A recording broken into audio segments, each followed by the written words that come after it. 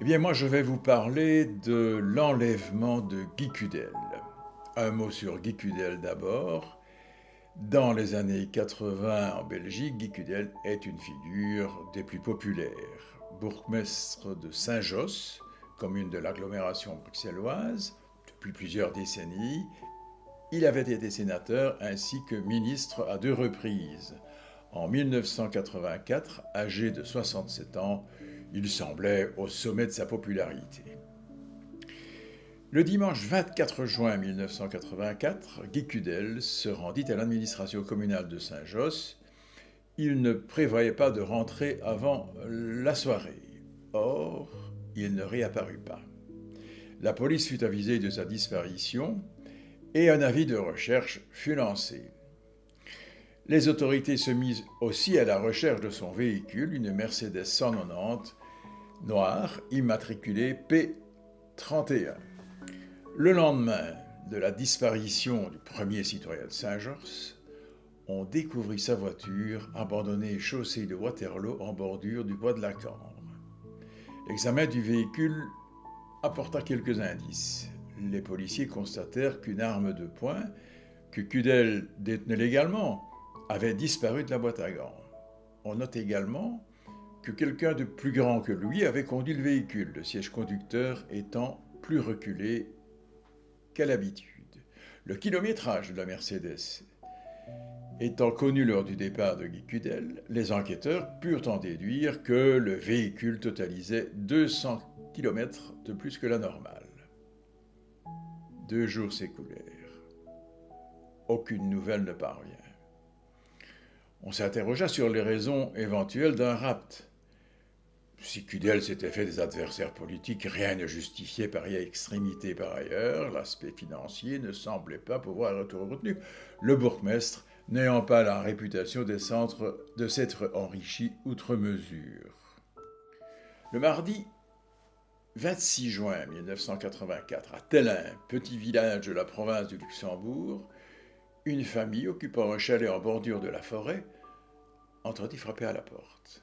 Elle se retrouva en face de Guy Cudel, qui demanda d'appeler la gendarmerie. La nouvelle de la libération fut évidemment connue de la presse et fit les titres. Le parquet de Neuchâteau, territorialement compétent, fut avisé des faits. À Saint-Josse, une foule nombreuse se pressa devant le domicile de Guy Cudel, où celui-ci arriva vers minuit.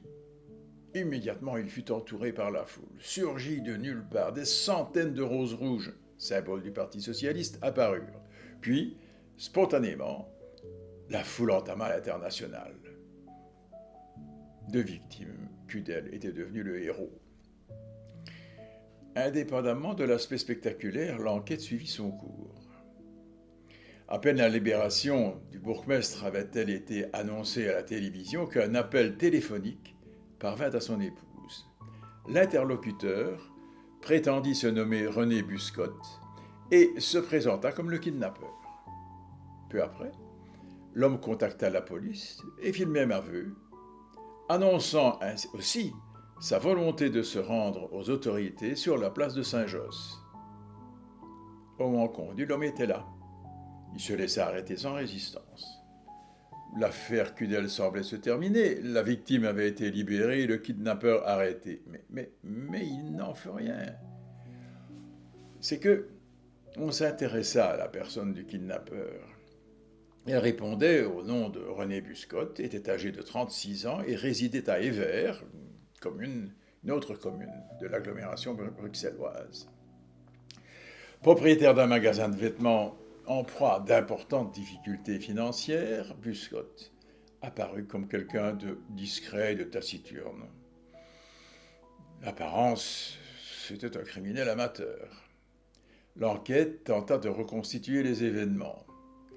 Cudel expliqua avoir quitté la maison communale de Saint-Josse et être allé se promener à Ixelles. Et alors qu'il se préparait à remonter en voiture, un homme était monté du côté passager et, le menaçant d'une arme, avait exigé que le véhicule démarre. Après un arrêt à la hulpe, Cudel avait été ligoté sur la banquette arrière, un bandeau placé sur les yeux. Il avait été conduit par le ravisseur jusqu'à un chalet situé en pleine forêt. Là, Cudel avait été abandonné par le ravisseur, attaché avec des chaînes dans une chambre de l'habitation.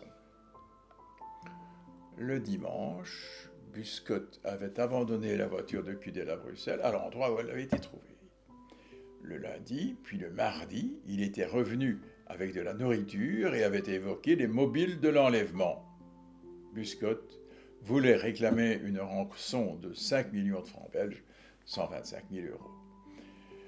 Durant l'absence du ravisseur, Cudel avait trouvé dans le chalet une enveloppe adressée au même René Buscotte.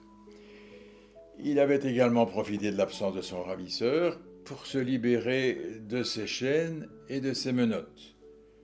Libéré, Cudel était allé demander de l'aide à des voisins et avait été sauvé. Le lendemain de la libération de Guy Cudel, un courrier parvint à son domicile exigeant une rançon de 40 millions de francs belges, 1 million d'euros. Et on trouvait annexé à la demande un document de la main de Guy Cudel dans lequel celui-ci faisait part de ses appréhensions. Au début du mois de juillet 1984, le parquet de Bruxelles effectua une reconstitution sur le lieu de la séquestration, le chalet La Golette. Il n'y parviendra pas. Et il faudra opérer cette reconstitution au palais de justice même. Cet état de fait fit planer des doutes sur la véracité de l'évasion et même sur la réalité de l'enlèvement. Ce fut précisément la version que défendit Buscotte. Selon ses dires, Guy Cudel aurait librement consenti à son enlèvement en poursuivant un double objectif. Un objectif publicitaire, afin de relancer une longue carrière politique qui amorçait son déclin, un objectif financier d'autre part, car la rançon aurait été payée par le Parti socialiste et partagée entre Buscotte et Cudel, qui aurait estimé ne pas être constitué une fortune suffisante eu égard à sa longue carrière. Le procès de René Buscotte débuta devant les tribunaux correctionnels de Mons en octobre 1987. Les faits s'étant produits en région bruxelloise, ils auraient dû être jugés par la juridiction locale. Mais la défense de Buscotte avait fait valoir que la fille de Cudel était magistrate à Bruxelles et que les faits ne pourraient y être jugés avec la sérénité voulue. Le procès dura 5 mois et fut entrecoupé de nombreux incidents découlant de l'opposition des deux thèses en présence. L'avocat de Cudel et le ministère public défendirent l'idée de l'enlèvement crapuleux. La défense de Buscotte défendit la thèse du kidnappé complice. Au printemps de 1988, le tribunal se prononça sur la responsabilité, seule responsabilité de Buscotte. Il fut condamné à 3 ans de prison avec sursis pour ce qui excédait la détention préventive. On conviendra qu'il s'agissait là d'un verdict clément. On entendit à nouveau parler de René Buscotte en 1992 lorsqu'il fut condamné à 2 ans de prison à la suite d'une affaire financière. Il trouva prudent de s'expatrier en Espagne. Guy Cudel demeura bourgmestre de Saint-Josse jusqu'à sa mort en 1999. Même si la vérité judiciaire est faite sur son enlèvement, beaucoup estiment encore que d'importantes zones d'ombre entourent cette affaire.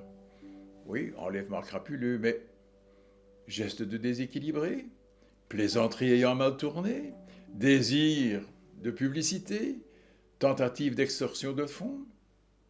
On n'en saura sans doute jamais plus. Un beau dossier peut-être à rouvrir pour un enquêteur amateur.